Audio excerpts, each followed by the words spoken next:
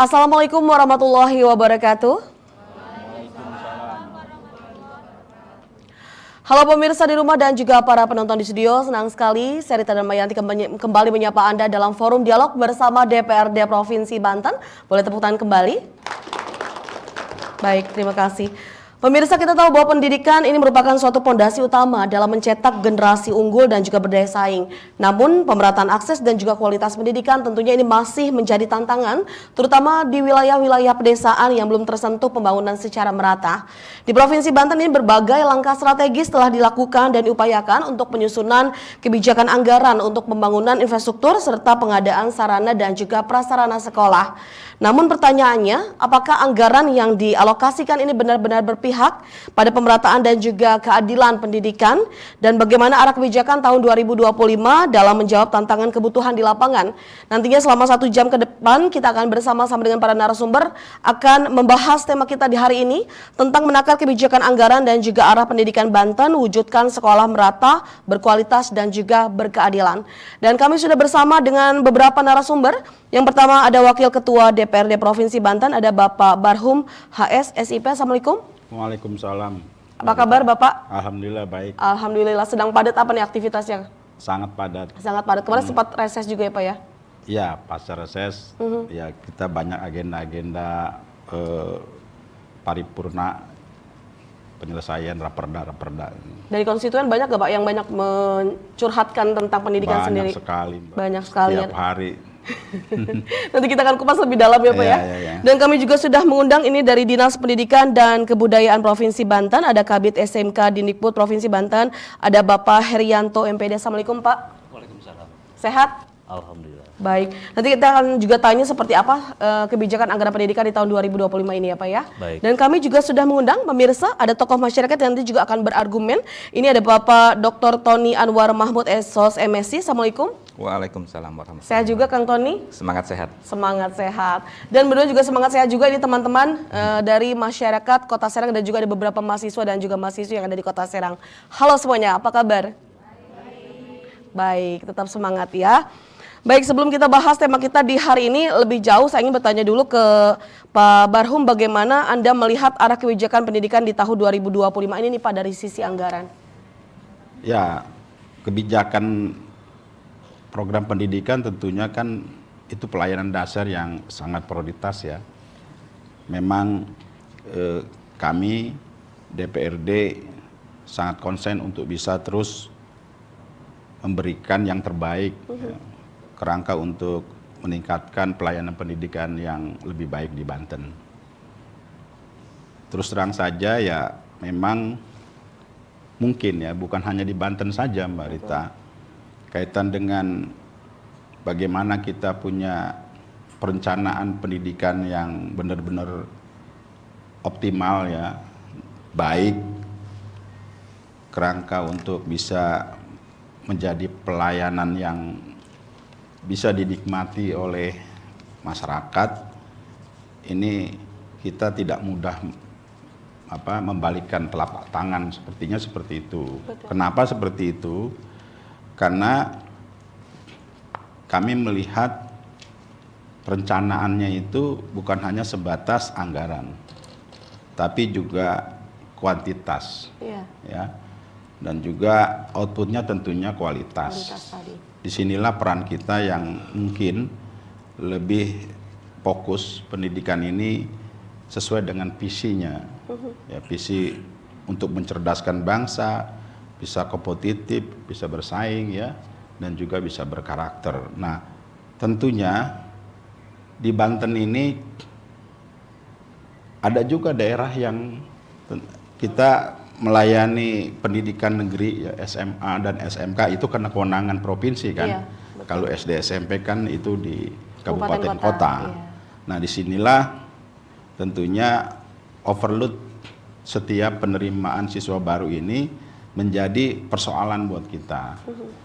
Hasil evaluasi kami, hasil pemantauan kami dan atau monitoring kami itu tentunya hampir ya ribuan anak siswa kita yang tidak tertampung gitu. Banyak, betul. Ya, kalaupun sekarang kita punya pondasi ada sekolah gratis pada saat itu kan. Nah sekarang diluaskan menjadi sekolah gratis sampai swasta.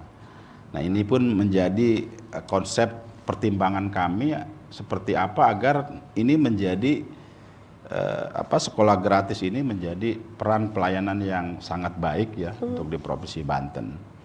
Nah itu, jadi kita bukan hanya sebatas anggaran, ya kebijakan anggaran, tapi ada kebijakan teknis yang memang kita perlu adanya kolaborasi, kerjasama yang baik, bukan hanya sebatas pemerintahan daerah, Betul. tapi juga masyarakat.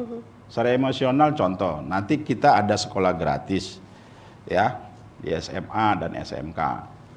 Ya, kita bebaskan sekolah di swasta. Persoalannya pertama, apakah semua swasta mau bekerja sama atau mitra dengan kita? Iya. Dan kedua ya, apakah nanti anak-anak kita itu mau ya secara emosional tentunya dia nyari sekolah-sekolah SMA negeri yang favorit. Betul. Ini problematika yang tentunya kita perlu jaga baik-baik. Nggak semudah itu kan, tapi kita tetap harus optimis lah ya untuk bisa dapat kiranya menjadi pelayan pendidikan yang bisa diterima di semua pihak. Oke, lalu kalau misalnya untuk porsi pendidikan sendiri, anggaran porsi pendidikan di tahun 2025 ini berapa sih? Dan apakah sudah ideal menurut Anda Pak Barhum untuk pemerataan dan juga kualitasnya sendiri? Ya, tentunya untuk idealnya itu kita kan dari dasar keuangan kita juga, Mbak. Masa semua anggaran APBD untuk pendidikan kan gitu. Ya, walaupun ada bantuan dari pusat ya seperti Bopnas dan DAK secara infrastruktur. Ini kita sebenarnya sudah melebihi ya ketentuan dari Undang-Undang 20%. Sekarang kita hampir 30% ya dari APBD ini. Ya. Yang mana setiap tahun naik, Mbak, tiap naik. Saya bilang ini cukup kompleks, ya ada semacam agak sulit kita mensinkronisasikan menyesuaikan antara kebutuhan dengan perencanaan gitu. Perencanaannya kita seandainya pagu indikatif kemarin Pak Rianto kurang lebih 3T ya kita ya. 3 triliun ya. Ya kemarin itu 2,9 triliun aja kita masih itu. Sementara PBD kita cuma 11,5 triliun kan gitu. Itu kan hampir 30% kan. Iya, betul. Melebihi target ketentuan undang-undang. APBD harus menerapkan anggaran pendidikan itu ya dari aspek belanja-belanja yang ada di Dinas Pendidikan ya itu 30%. Sementara kita lihat postur APBD kita cuma sekian kan gitu. Hampir 11,53 triliun gitu. Nah ini menjadi konsentrasi kita juga, Mbak. Bagaimana kita mengejar perencanaan pelayanan pendidikan yang lebih baik ya kan, lebih optimal. Satu sisi kita juga harus mencari anggaran karena itu ya. Dan insya Allah lah ya kami Pak Rianto, ya Pak Tony juga ikut sebagai tokoh yang pendidikan yang tentunya eksis di dalam bagaimana memberikan konsep-konsep terbaik dalam pelayanan pendidikan. Oke, saya beralih ke Pak Kabid ini, seperti apa nih arah kebijakan pendidikan di Provinsi Banten tahun 2025 yang ingin dicapai dan juga apa saja sasaran utama pembangunan sarana dan prasarana SMA SMK di Banten tahun 2025 ini, silakan bisa dijelaskan Pak. Baik, terima kasih.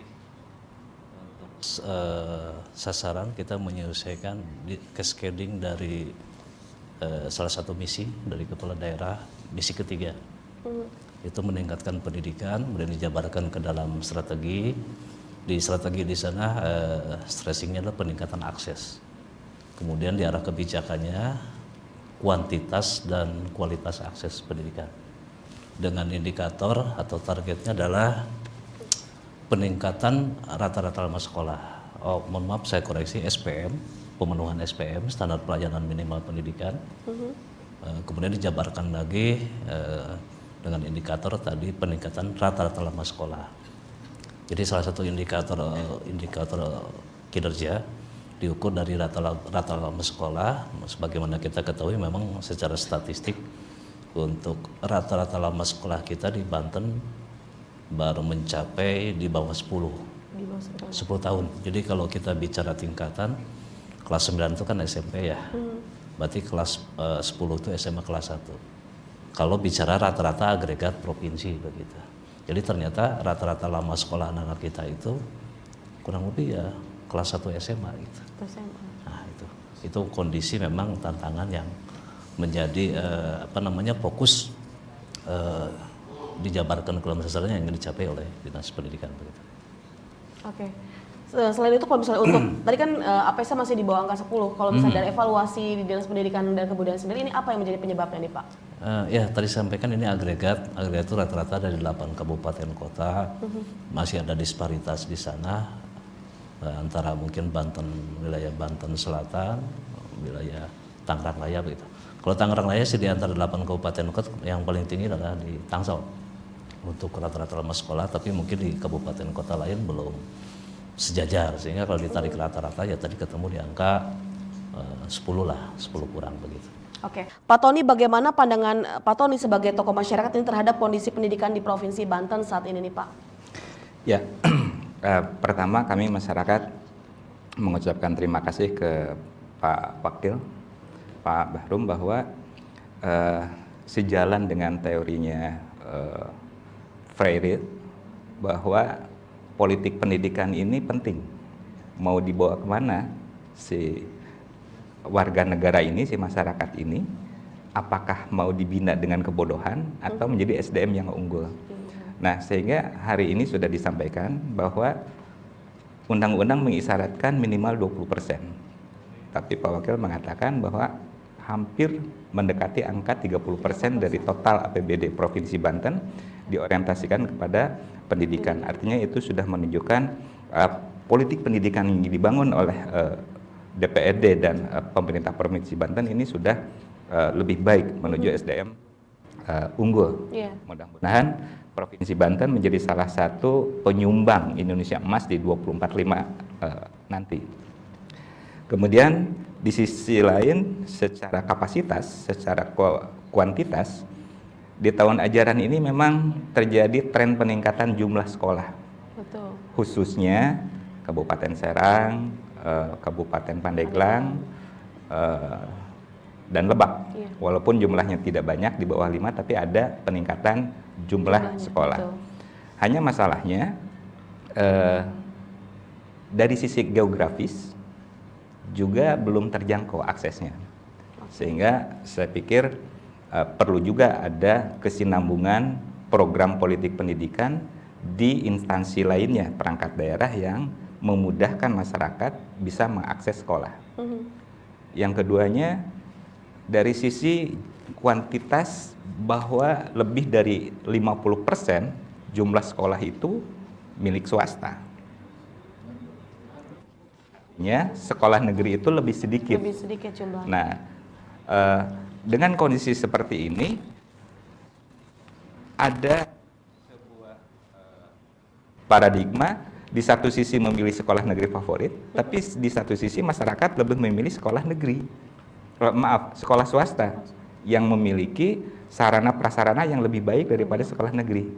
Sehingga ini juga masalah bagi pemerintah daerah bahwa sarana prasarana seperti ruang belajar, ruang guru, suasana sekolah, termasuk laboratorium untuk mendukung pembelajaran di sekolah negeri masih minim. Iya, betul. Nah, sehingga kalau berbicara anggaran, mohon Pak Kabid, Pak Haryanto, diusulkan juga ke Pak Wakil bahwa jangan hanya anggaran berbicara biaya rutin, tetapi juga harus ada orientasi terhadap penguatan sarana belajar seperti laboratorium dan lain sebagainya yang mendukung link and match terhadap dunia industri. Kemudian sayangnya banyak sekolah yang sudah mengusulkan sarana prasarana tetapi tidak kunjung terpenuhi karena tidak ada basis data yang utuh. Beda dengan SIPD yang sudah terintegrasi. jika saja BMD ya Pak, barang milik daerah yang diusulkan dan sebagainya terintegrasi juga secara khusus untuk sekolah, itu bisa terukur sekolah mana saja yang mengusulkan dan yang menjadi prioritas yang mana. Sehingga otomatis kalau pemerataan berkeadilan terhadap sarana prasarana sekolah termasuk di wilayah Banten Selatan itu bisa membangun kesetaraan dengan wilayah Tangerang. Dan yang ketiganya di SKH sekolah khusus yang juga merupakan kewenangan provinsi, sarana prasarana teman-teman difabel juga masih kurang memadai. Jalur kursi roda dan lain sebagainya itu masih perlu perhatian juga. Ya, untuk kelompok difabel ini masih butuh penguatan sarana di lingkungan sekolahnya untuk sekolah khusus. Nah, ini semoga menjadi perhatian kita, apalagi gubernur dan wakil gubernur saat ini sedang mendukung dan merupakan program sekolah gratis ini, semoga juga mendapat dukungan dari swasta. Sehingga CSR itu juga menjadi bagian mendukung pemerintah daerah Provinsi Banten dalam mengupayakan pemenuhan pendidikan tadi. Betul. Dan semoga didukung dengan adanya dukungan tadi dari swasta juga Betul. bisa menjadi lebih baik lagi untuk dari sisi SDM-nya tadi ya Pak ya. Betul. Pak Barhum, terkait dengan tadi yang sudah diungkapkan oleh Pak Tony dari akses pendidikan, kemudian juga sarana prasarana yang mungkin di sekolah negeri yang masih sangat minim, termasuk juga dari SKH untuk penunjang aktivitas para disabilitas untuk belajar, ini bagaimana dukungan dari ataupun juga dorongan dan perhatian DPRD sendiri nih Pak? Ya, saya pikir semua unsur sekolah ya, artinya bukan hanya SKH aja, semualah yang mana butuh dukungan sarana dan prasarana pendidikan. Dan memang kita kan nggak tahu secara teknis kebutuhan-kebutuhan yang nggak sepenuhnya ya tahu ya, kebutuhan-kebutuhan apa yang memang harus kita penuhi kerangka untuk adanya penyediaan sarana dan prasarana itu. Nah, justru sekarang ya sekolah-sekolah untuk kesetaraan ini dipikir bukan hanya sebatas sarana dan prasarana, sumber dayanya juga sangat penting. Betul. Kan gitu. Semua lengkap, tahu-tahu gurunya nggak ada. Gurunya kurang. Ya, saya bilang problematika yang saya bilang nggak mudah ya. Emang kita harus sangat tinggi intensitas kita untuk bisa mengevaluasi melihat sejauh mana kebutuhan-kebutuhan pendidikan kita. Kan gitu. Seperti ya Tangerang Raya, pertanyaannya apakah sudah cukup? Belum juga. Ternyata menjadi gejolak sosial setiap penerimaan siswa baru kan gitu. Karena apa? Karena kurangnya ruang kelas atau sekolah baru. Nah, untuk membuat ruang kelas dan sekolah baru itu kan anggarannya tinggi, Mbak. Betul. Dan kita juga menyesuaikan kan. Itu memang dari seluruh sektor yang ada yang lebih besar ya tentunya kita makan anggaran itu di Dinas Pendidikan gitu. Ya memang intensitas kita kerangka untuk bisa bagaimana kita menyajikan pelayanan pendidikan ini yang benar-benar baik dari yang terbaik kan gitu. Kalau bisa ya seperti Pak Tony, kita harus jadi benchmark percontohan pendidikan yang berkualitas ya dari semua aspek pendidikan yang ada di wilayah Provinsi Banten ini. Nah, justru dengan adanya program sekolah gratis dari Pak Gubernur kita, Pak Wakil Gubernur kita, ini tentunya kita dukung ya. Semua unsur harus mendukung. Ya, moga-moga saja ya ini menjadi satu proses perencanaan program sekolah gratis ini benar-benar bisa mengantisipasi adanya gejolak sosial yang terjadi setiap tahun ada penerimaan sekolah baru gitu ya. Itu tadi saya bilang problematikanya mau nggak anak itu ketika kita sekolah di Serang, kota Serang ada SMA 1 ya kan, anaknya berdekatan dengan sekolah SMA tapi dia tidak tertampung. Nah, Mau nggak orang tuanya menerima keluhan-keluhan kalau nangis 3 hari 3 malam nggak mau makan kan gitu. Karena memang tadi doktrin masyarakat sudah. Nah, favorit hal sudah itu tentunya begini. secara psikologis Betul. kita pun ini harus menyampaikan kepada masyarakat pemahaman ini gitu. Ini saya khawatirkan begitu kan, agar semua masyarakat itu tidak juga memaksakan kehendak ketika sudah dianggap sudah cukup ya penerimaan siswa baru di SMA maupun SMK yang favorit lah kita anggap, ini tidak lagi anaknya harus memaksakan kan. Betul. Nah ya, persoalan urusan emosional antara anak dengan orang tua kan itu kita nggak tahu kan gitu. Tapi yang setahu saya, pengalaman saya dari tahun ke tahun, saya kan di Komisi 5 cukup lama kan, ya itu sampai-sampai orang tuanya sendiri datang ke kantor saya mau loncat dari lantai 2. Pak, saya kalau anak saya tidak masuk ke sekolah ini, saya mau loncat aja Pak. Benar ini, serius, bukannya bohong saya. Iya. Kan gitu. Jadi kadang-kadang stigma masyarakat itu terhadap sekolah favorit itu sangat Sangat tinggi. sekali, Nah itu betul. tadi Mbak, ini yang saya bilang nggak Iya. mudah. Moga-moga aja nanti adanya jaminan sekolah gratis di swasta. Ya pertama swastanya juga yang dianggap cukup baik ya, anggap swasta favorit itu mau jadi mitra kita kan. Iya. Kedua lalu anaknya pun mau kan gitu, itu harapan kita. Ya, Jadi karena memang menjadi tugas kita bersama ya Pak ya, termasuk Iya. di sekolah swasta untuk ikut mencerdaskan mencerdaskan anak bangsa. tadi. Oh iya itu tadi kan Betul. visi kita kan ke situ. Saya beralih ya. dulu boleh Pak? Beralih dulu sebentar Silakan. ke Pak Kabit. Karena saya penasaran ini untuk fokus lagi pembangunannya asik apa nih Pak Kabit? Tadi kan banyak sekali ya yang sudah dijabarkan oleh Pak Tony bahwa beberapa kekurangan dari akses pendidikan, mungkin ada kolaborasikah dengan OPD terkait, kemudian juga dari sarana pendidikan di sekolah negeri dan juga SKH tadi juga. Ini kalau misalnya untuk fokus pembangunan pendidikan tahun 2025 ini apa saja nih Pak? Fokus pendidikan tadi dalam rangka pemenuhan arah kebijakan dalam bentuk kita prioritas tadi sampaikan kan dihubungkan dengan perluasan akses ya. Akses itu bagaimana kemudahan masyarakat mendapatkan layanan pendidikan, terutama tadi disinggung di daerah-daerah mungkin yang relatif geografisnya ya, faktor geografis itu. Izin karena kebetulan saya mewakili Pak Kadis, jadi mungkin saya stressingnya lebih ke SMK ya, gitu. Mungkin secara umum tadi sisi anggaran umum, tapi kalau kaitan dengan program yang setahu saya contoh untuk di SMK, prioritas peningkatan akses itu salah satunya strateginya dengan bentuk kegiatan program pembangunan USB, unit sekolah baru. Oke. Nanti di tahun 2025 ini Itu sudah untuk SMA atau SMK? SMK. SMK. Untuk Ada berapa total itu Pak? SMK ada 7 lokasi. Oke. Tahun ini Pak Wakil ya, mungkin Pak Wakil udah tahu juga.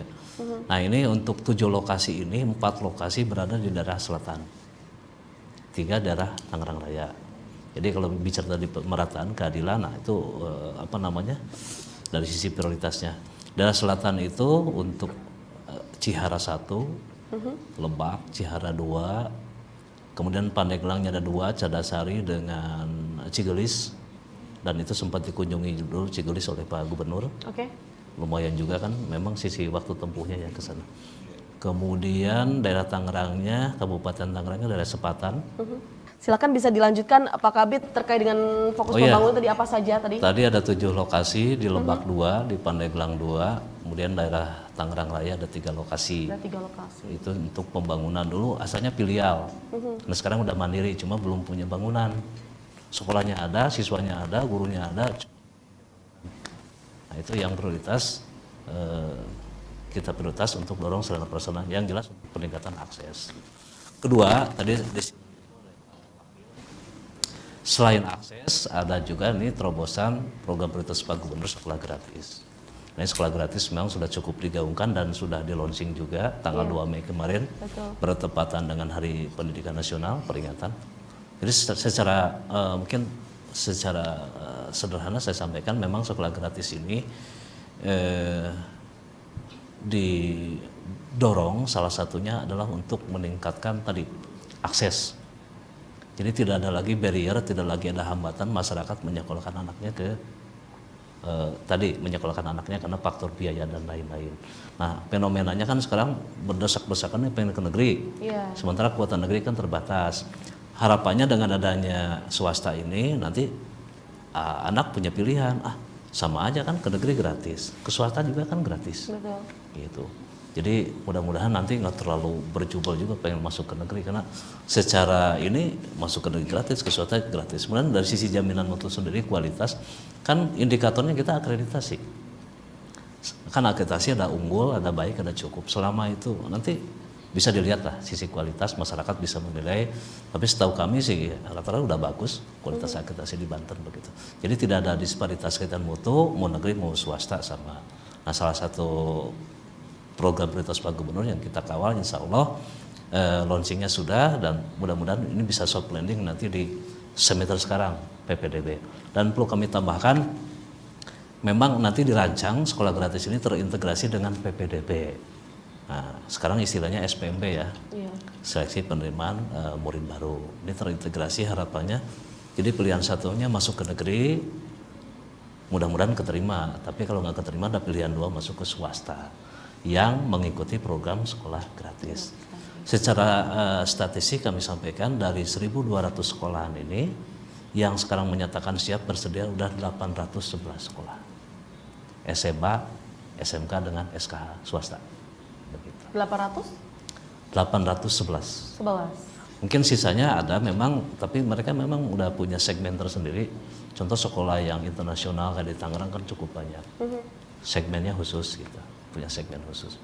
Tapi kalau nanti tahun depan berubah pikiran, berminat mau ikut, monggo gitu. Untuk tahun ini, tapi secara persiapan kita insya Allah resourcesnya udah oke. Regulasinya udah ada. Sisi anggaran juga Pak Dewan sudah kami menyiapkan. Ada sekitar 187 miliar untuk launching, untuk nanti program ini di semester pertama ya tahun ajaran ini 2025-2026 untuk kelas 10. Kecuali SKH itu kan SKH dari mulai TKSB, TKLB, SDLB, SMPLB sampai dengan SMALB. Nah itu untuk sekolah gratis. Jadi itu salah satu strategi juga. Jadi untuk menekan angka putus sekolah. Gara-gara persoalan atau faktor ekonomi. Jadi kalau sekarang masukin anak yang ke swasta, tidak berpikir lagi SPP, tidak berpikir lagi uang pangkal, udah masuk sekolah begitu. Kurang baik apa gitu ya? Iya, gitu. Baik, kalau misalnya untuk sarana praktik sendiri di fokus pembangunan 2025 ini ada nggak Pak untuk SMK sendiri? Kan kadang-kadang untuk sekolah-sekolah SMK khususnya ini kan harus link and match nih. Apakah sudah difasilitasi dengan sarana yang memadai tadi Pak? Betul. Jadi secara kelembagaan memang kan tadi kami sampaikan standar pelayanan minimal. Jadi untuk menyediakan sekolah itu kan ada namanya di standar nasional pendidikan ya. Standar sarananya harus begini. Kalau standar pelayanan minimalnya tadi kalau secara hitungan target kita di tahun ini sudah di angka 70%. Di 2025 target 2006 di angka 80%-an lah. Tapi itu kan variabelnya cukup banyak. Tapi dari sisi standar sarana memang sifatnya lebih ke lebih pengurangan rasio aja. Rasio itu maksudnya begini, contoh di SMK alat praktek CNC mesin gitu. Kan alatnya cukup mahal Pak ya, cukup satu CNC-nya harganya bisa nyampe 3 miliar atau 4 miliar. Nah, itu investasinya cukup tinggi. Nah sekarang keberadaan alat-alat di sekolah itu rasionya memang belum seimbang. Satu alat misalkan digunakan oleh 8 orang anak. Idealnya satu alat itu untuk 4 orang anak. Paling kita untuk mengurangi tadi gap rasio. Jadi harapannya semakin banyak alat, rasionya semakin kecil sehingga anak lebih maksimal untuk praktek. Jadi nggak usah kelompok besar gitu. Kadang-kadang saya lihat di sekolah itu dibagi termin. Kelompok praktek karena bengkelnya kapasitasnya cuma 16 orang yang bisa masuk 16. Sisanya teori. Nah kalau nanti alatnya lengkap, fasilitas lengkap, itu bisa berjalan bareng gitu. Itu dari sisi kuantitasnya, kemudian dari sisi kualitasnya, teknologinya kan perlu diupdate juga. Apalagi yang sifatnya sekarang udah digital ya. Alat itu dinamis banget, teknologi itu. Alat ini canggih sekarang mungkin 6 bulan 10 bulan ke depan alatnya udah Harus selalu berganti lagi upgrade, ya, Pak, ya? teknologi. Harus selalu update dengan perkembangan industri. Makanya belum lama minggu kemarin saya menghadiri acara salah satunya di Lebak, itu bagus Pak Wakil. SMK sekarang sudah bermitra dengan industri. Mitranya bukan hanya konteksnya penyerapan lulusan, tapi masuk di proses. Iya. Ada namanya pengembangan kurikulum bersama. Jadi ini kalau kita kan sebenarnya dimensi kurikulum ada 3. Satu yang kurikulum sekolah, GIPEN dari kementerian. Satu lagi SKKND, Standar Kompetensi Kerja Indonesia. Satu lagi kurikulum industri. Nah ini 3-3-nya itu belum match gitu. Coba kita duduk bareng, kita ramu, ini kurikulum sekolah, dimensinya 4x4. Kemudian ini SKK ini dimensinya 4x5. Industri 6x6 supaya dimensinya panjang kali lebar sama. Kita duduk, kita susun kurikulum kedua modul. Nah yang kemarin salah satu SMK Pak, alhamdulillah 2 SMK saya contoh. Di sini yang terdekat SMK 8 itu fantastis Pak, 100% lulusannya bekerja. Di sini di SMK 8 Pertanian ternyata ada program-program yang memang cukup dinamis. Ada yang dinamisnya maksudnya gini, sekarang kayak bisnis manajemen udah cukup apa namanya Pak, cukup jenuh. Iya. Mulai kita kurangi, sekarang kita masukin program-program baru. Dan di sini yang lagi tren AHP, apa namanya, agrikultur hasil pertanian lah, pengolahan hasil pertanian. Itu bagus Pak, penyerapannya 100%. Oke. Mudah-mudahan kita bisa support yang penyerapannya tinggi, nanti kita kembangkan lagi. Oke, saya beralih dulu Pak Kabid ke Pak Tony. Pak Tony, kalau menurut pengamatan Anda di lapangan, apa yang menjadi masalah utama yang masih dihadapi sekolah terkait dengan sarana dan juga prasarana ataupun juga infrastrukturnya nih Pak? Ya, selain dari yang disebut laboratorium, ruang kelas, dan pendukung lainnya, termasuk toilet juga itu mohon jadi perhatian Pak, karena pola hidup sehat juga tidak terlihat di sekolah-sekolah negeri swasta sekalipun. Ini masih problem di semua sekolah Pak. Nah, tenaga pendidik dan tenaga kependidikan itu juga harus berorientasi kepada berkeadilan. Dengan kata lain, kenapa tadi Pak Wakil menyebutkan ada sekolah unggul? Unggul bukan hanya dari sisi fasilitas, juga tenaga pendidik dan kependidikannya. Bagaimana seorang guru, tenaga pendidik, ada kemudian guru BK-nya, itu selalu melapor kepada orang tua tentang perkembangan anaknya. Iya. Dan tidak semua sekolah melakukan itu. Jadi alangkah indahnya kalau itu bagian dari SPM. Sehingga mau dimanapun, jika itu menjadi sebuah keharusan, menjadi sebuah standar, menjadi kinerjanya, itu merata di seluruh provinsi Tidak ada lagi Banten. sekolah unggulan tadi ya? Merata artinya Iya, karena gitu. tadi ada pemerataan tadi. Betul. Yang kedua, berbicara tenaga kependidikannya, artinya yang mendukung. Nah, selama ini di daerah tertentu banyak yang tidak mau dipindahkan ke wilayah yang jauh dari pusat pertumbuhan, sebut saja di Banten Selatan. Nah, artinya ini perlu ada solusi juga. Apakah ada insentif? Apakah ada perjanjian karir di masa depan dan sebagainya, sehingga memberikan motivasi untuk mengembangkan di daerah-daerah yang disebut hari ini belum sejajar dengan wilayah pertumbuhan. Oke, saya berikan kesempatan dulu untuk teman-teman bertanya. Boleh dari sebelah kanan, silakan. Boleh berdiri, sebutkan namanya Teteh. Assalamualaikum warahmatullahi wabarakatuh. Waalaikumsalam warahmatullahi wabarakatuh. Perkenalkan, nama saya Sania dari Tokoh Masyarakat. Izin bertanya, apa pesan dan harapan Anda untuk pemerintah dan para pemangku kebijakan dalam mewujudkan sekolah merata, berkualitas, dan berkeadilan di Banten? Sekian dan terima kasih. Baik, terima kasih. Selanjutnya boleh? Assalamualaikum warahmatullahi wabarakatuh.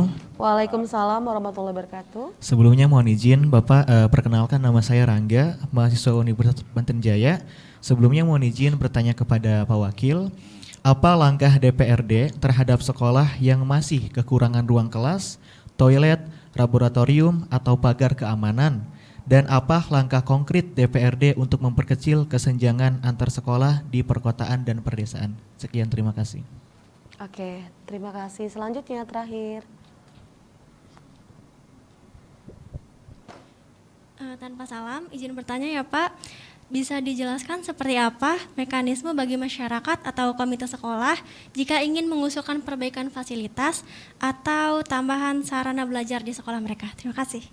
Oke, baik. Mungkin bisa dijawab oleh Pak Wakil, apa langkah DPRD nih Pak terhadap sekolah yang masih kekurangan ruang kelas, toilet, laboratorium atau pagar keamanan, dan apa langkah konkret DPRD untuk memperkecil kesenjangan antar sekolah yang ada di pedesaan ataupun juga di perkotaan? Silakan Pak. Ya, ada kita siapa no? Tadi yang namanya siapa? Anu ya? Oh ya. Rangga. Namanya siapa? Cowok tadi Pak. Orang enggak ya. Iya. Ya, saya pikir sekarang udah era keterbukaan ya, di Rangga ya. Itu bisa langsung ke dinas pendidikan, bisa ke sekolah, bisa ke DPRD ya. DPRD kan bisa ke rumah, bisa ke kantor ya. Saya pikir nggak usah sungkan-sungkan sekarang. Apapun terkait dengan pelayanan pendidikan ini, kebutuhan pendidikan ini, fasilitas sarana dan prasarana pendidikan ini, ya sampaikan saja. Kami kan jangkauannya dengan Pak Rianto cukup jauh ya, cukup 288 kabupaten kota ini, tentunya dari 100 SMK itu 106 berapa sekolah kita? Negeri swasta ya, ya 700 lebih. Ya artinya kita butuh juga bantuan penyampaian dari masyarakat, ya, agar kita tahu bahwa mana sih yang sekiranya ini harus dikedepankan, diprioritaskan untuk kita bantu. Kan gitu. Ketika kita menentukan kebijakan anggaran, penyusunan anggaran, itu bisa terrealisasi, Pak. Itu ya, Deriki ya. Nah, justru harapan kami ya harus top down kan gitu. Ya kan? Dan kami melakukannya dengan bottom up agar semuanya itu bisa akomodir ya, artinya bisa tertampung semua apa yang dibutuhkan. Saya pikir nggak ada yang susah dari keterbukaan sekarang. Sampaikan saja, kalau ke DPRD bisa secara personal, bisa secara lembaga, ya, terus juga ke dinas teknisnya, ke dinas pendidikan, bisa juga ke secara personal, bisa juga secara institusi. Ya, nah di sini kami DPRD ya saya bilang awal tadi menyampaikan bahwa cukup intens lah terkait dengan bagaimana kita meningkatkan kualitas pendidikan. Ya tentunya banyak hal yang harus kita penuhi, tapi semua kebutuhan yang akan kita anggarkan tentunya kita juga menyesuaikan ya anggaran DPRD, anggaran di APBD kita itu seperti apa. Tadi kita sudah sampaikan ya bahwa hampir 30% ya anggaran APBD itu untuk dinas pendidikan. Tapi kenapa masih belum juga terjangkau atau terpenuhi ya kebutuhan pelayanan pendidikan? Karena memang ya setiap tahunnya itu populasi ya anak didik kita kan semakin lama semakin banyak kan gitu. Lalu di sekolah pun tentunya semakin tahun ya tentunya semakin bertambah kan kebutuhannya, seperti ada ruang kelas baru ya. Ya, kalau seandainya ada juga sekolah yang memang setiap tahun nggak ada minatnya gitu, kurang lah ya, tidak overload ya ketika penerimaan siswa baru, ada juga di wilayah selatan sini kan.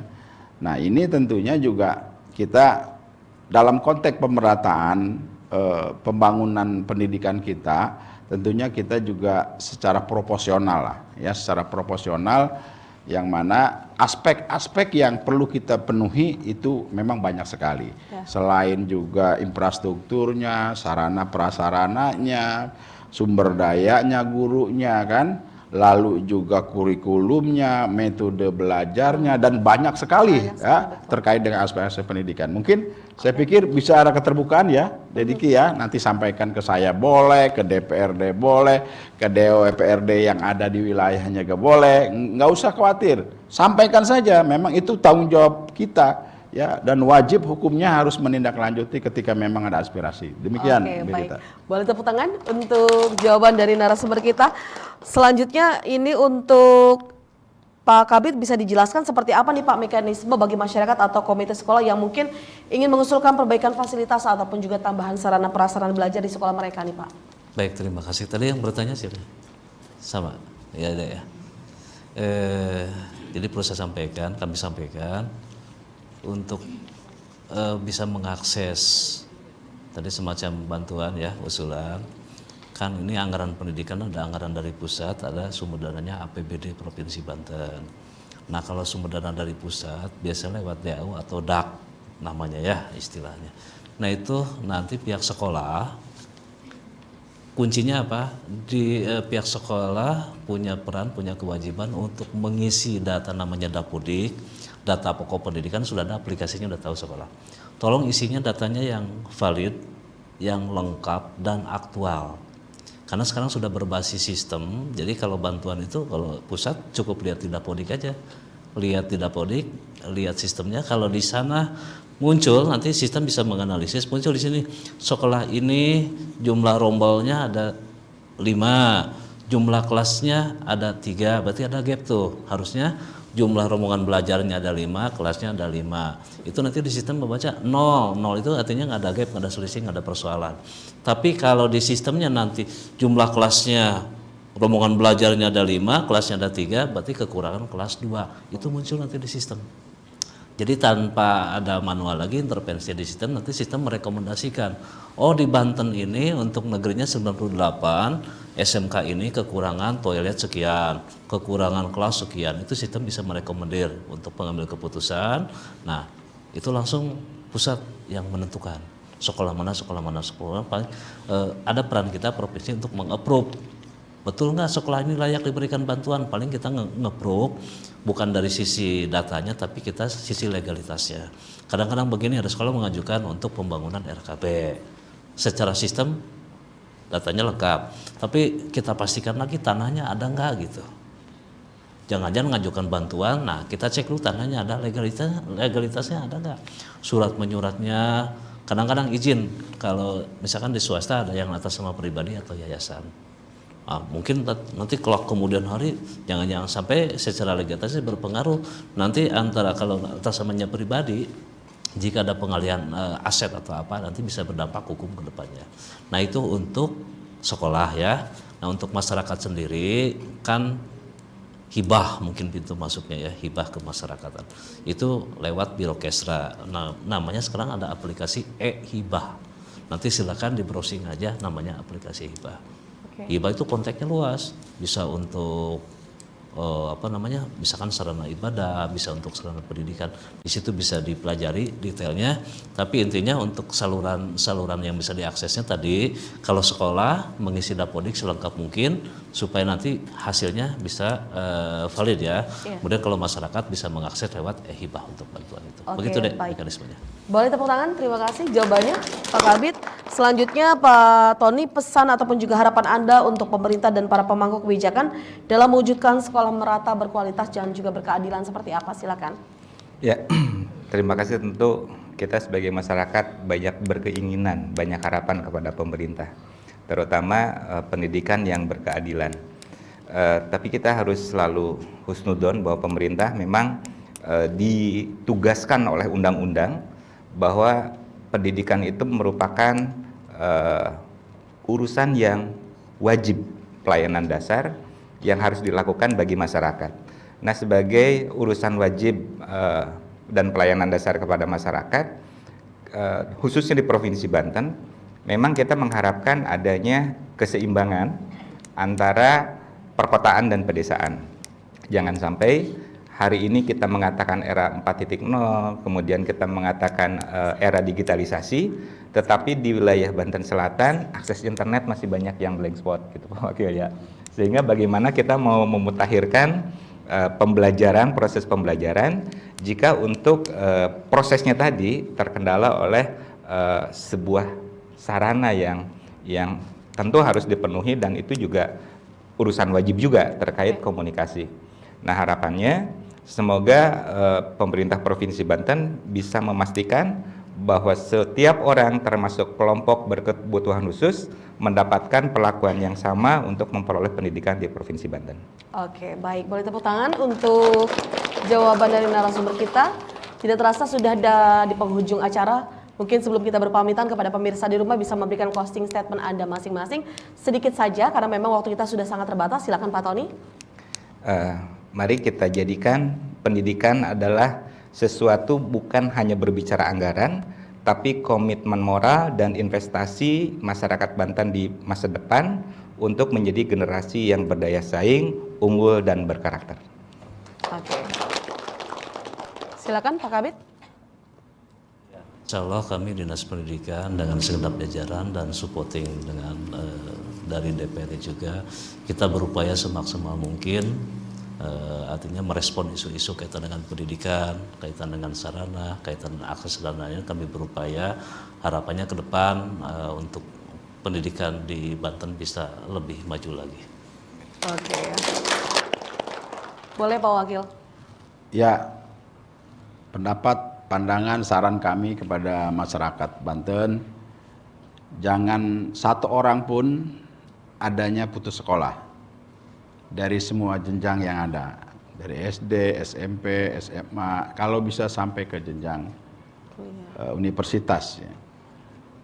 Dan juga tidak boleh sungkan-sungkan untuk bisa menyampaikan apa saja sekiranya yang dibutuhkan dari sarana dan prasarana pendidikan maupun dari kebutuhan-kebutuhan pendidikan yang lainnya. Sampaikan ke kami ya untuk dapat kami bisa memenuhi kebutuhan-kebutuhan pendidikan yang ada di Provinsi Banten.